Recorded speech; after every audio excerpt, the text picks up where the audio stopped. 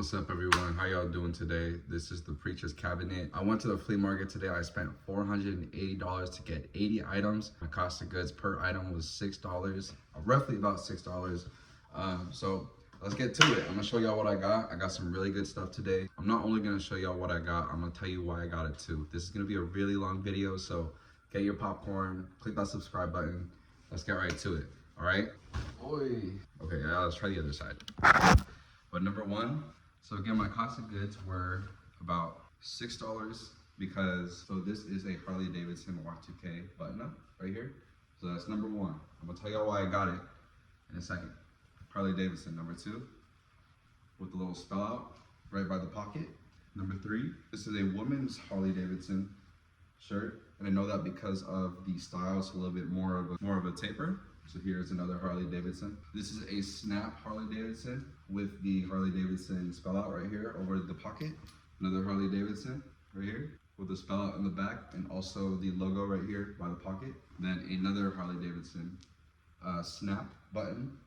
And there's the logo right there. So cost of goods, $6 each. If you're finding really good deals, I know that the profit margins aren't going to be the best, but you gotta think of it as rinse and repeat. If there is an item that you have that you know is gonna be out of your store in less than a week, question is, what is your business model? I've come to terms with the point that I am okay with spending $5 to get $10 back, knowing that this is gonna be outside my store in a week. So that's why I got a whole bunch. It is going to be approaching the fall season. I think that those colors and also the style, especially the long sleeve, in my closet to sell. So before I go on to the next one, I want to tell y'all what my philosophy is. So of course I do brands, I like Y2K stuff and I like the vintage stuff, but something that I've been doing lately with my business has actually been buying for style. So there are a couple items that I will be showing you that don't have a great sell-through rate historically on eBay, Depop, Poshmark, Mercari, but because of the style, I will take a chance on it. There are a couple of Sheen pants that I bought recently that sold for 4 times the price that I got it for because of the style. So that is the philosophy that I have with buying for style. If I know that someone's gonna want it, especially if it's a really good silhouette or just a really good product without a notoriously good sell-through, I will pick it up. The next, Patagonia. Should be able to get this for about 20. It is approaching the fall season. That's just such a good color. Next up, this is a brand I haven't seen ever or even heard of, but I looked up comps. But this is a Nick and Zoe long sleeve for women's. You kind of have to think about your niches. I know that that niche is going to be for the older women around the 30s through the 50s. They like a lot of that like St. John's stuff, like Chico's. I just know what my target's gonna be. Next up, I have this shoal. So this actually doesn't have a size or a brand on it. But again, we are approaching the fall season. That is more kind of a boho, like boho, Coachella. We're approaching the fall season, so shoals are pretty cool. Those are in style. Next thing that I have is a Pendleton Frontier shirt. So this is more of a Western with the pearl snap, not necessarily a, usually what it does really well for Pendleton is going to be your flannels. So that's a Western shirt. Buying it for $6, I know that I can make at least 20. Next up, this is a Quicksilver Hawaiian shirt. I bought a bundle off a guy who was selling shirts for $5 each. And he said, oh, you can go pick whatever you want up for free. It's really important to build really good rapport with the people that you're buying from. They'll give you deals, and if you're buying bundles, you gotta think of it this way. If you're gonna buy 10 shirts from somebody, they're gonna give you a better price than if you're buying just one. It's really good to buy bulk from other sellers. Next up, this is a 90s brand. This is Y2K. This is a academic. This is a sweater with the zip up. Just really good for Depop. It will sell on eBay or Poshmark depending on the customer. But I know what my target group is. My target group is going to be people who like the old hip hop stuff. That is a hip hop brand, so I know there is an audience. Next up, I pick up Dodgers. A lot of Dodgers. This is a Dodgers hoodie. So we are going to be approaching the fall and winter seasons. That's why I picked it up. It's so weird because every single Dodgers piece that I have has sold. So I know that not a lot of resellers are like, oh, you gotta go focus on the MLB stuff. But I think that there's just such a cult following for the Dodgers in Los Angeles. But next up, this is a brand that I have never picked up before, but I see that it does pretty well for the golf resellers. So this is a FootJoy button up, but I know a couple of resellers who kind of niche within the golf and they do really well. So that's why I picked it up. So this is a Logo 7, dated 1997. This is the Super Bowl between the Patriots and the Green Bay Packers. This is in an extra large, which is a pretty good size.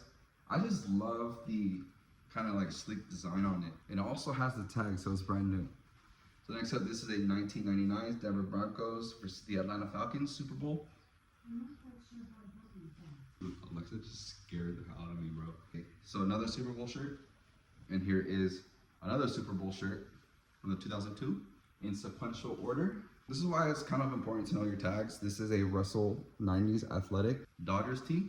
I sold one that was plain for about $30, so I know that the vintage Dodgers stuff does pretty well.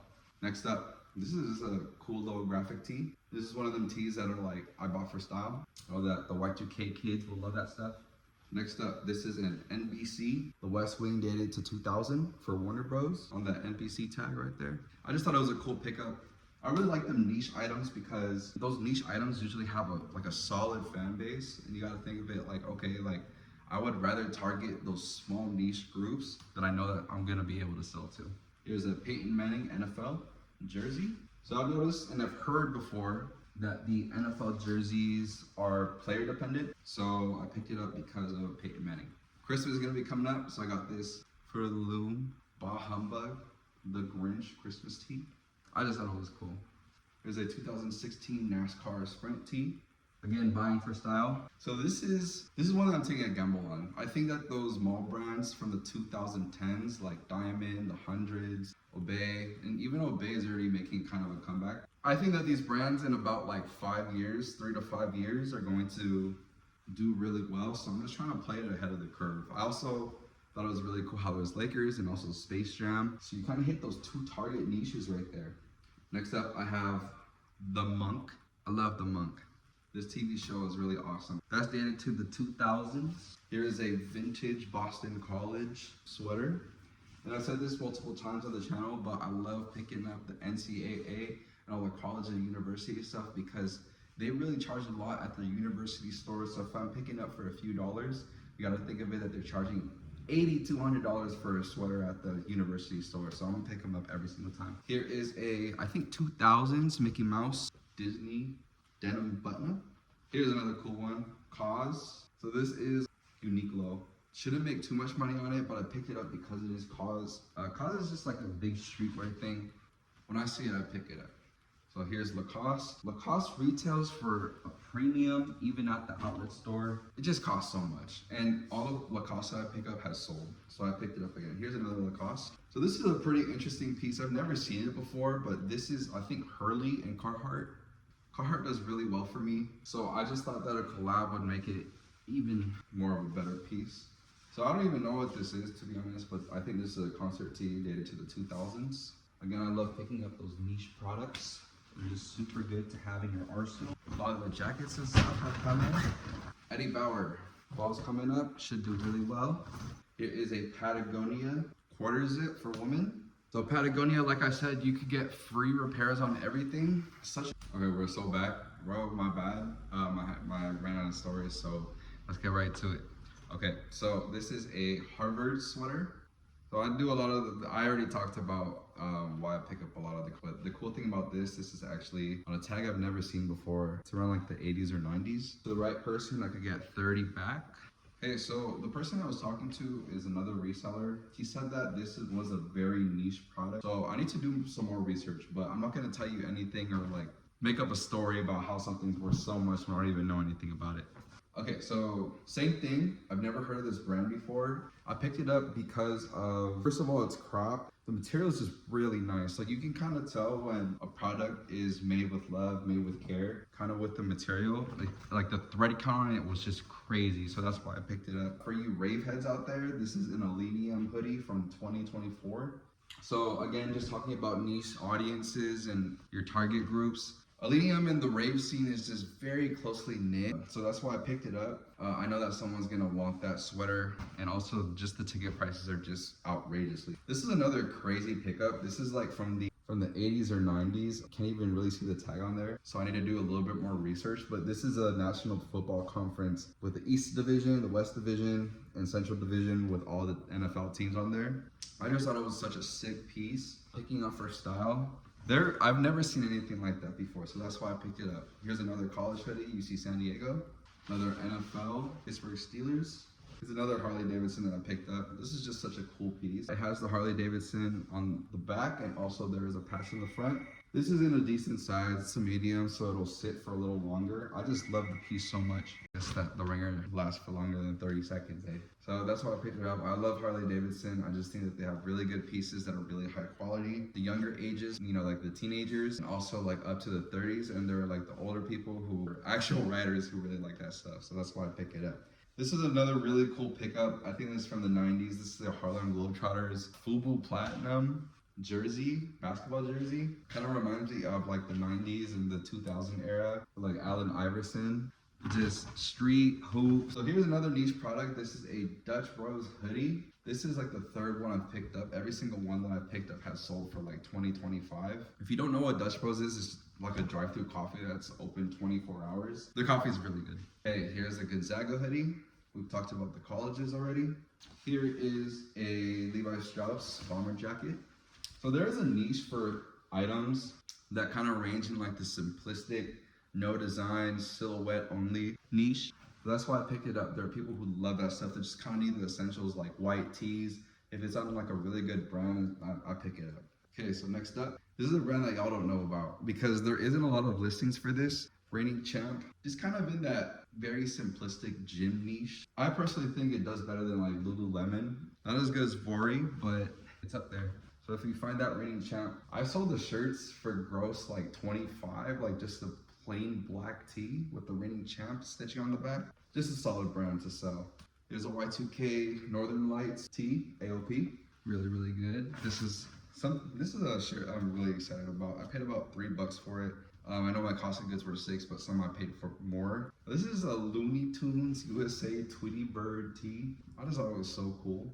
Here's another Y2K brand, Ed Hardy, with an okay design. It's on an AOP. The AOP is, I think this is an overseas brand. It's called Canterbury. They specialize in polos and rugby. Every single piece that I've gotten from Canterbury has sold on my Depop. I don't know really anything about rugby, but every time I picked it up, it's done well. So I picked it up again. I'm guessing it's like the premier, like their like Nike over there for rugby. I'm not too sure. Here's a really cool piece. This is a AOP with the paint stains, marble stains on it. Gecko USA Hawaii, not USA, Gecko Hawaii on the jerseys tag. So it's dated in the 90s.